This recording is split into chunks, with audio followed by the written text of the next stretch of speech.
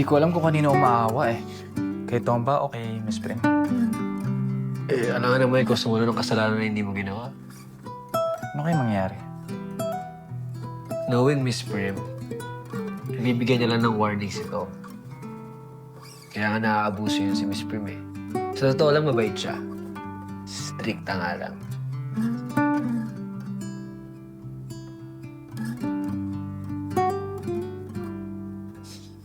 Ano yun? Basahin mo. Bakit? Pagod ako.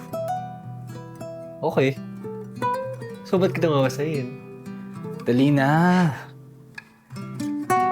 Promise, mamasahin din kita. Sigurado yan? Mhm. Uy. Dali na, promise nga. Gusto mo pa nga, with extra service. Tara. Dali naman akong kausap eh. Saan ka dyan? Relax lang.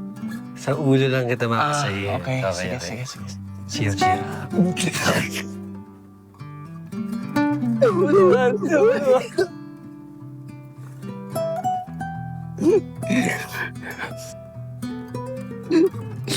Sige na, dito na. Ayan na.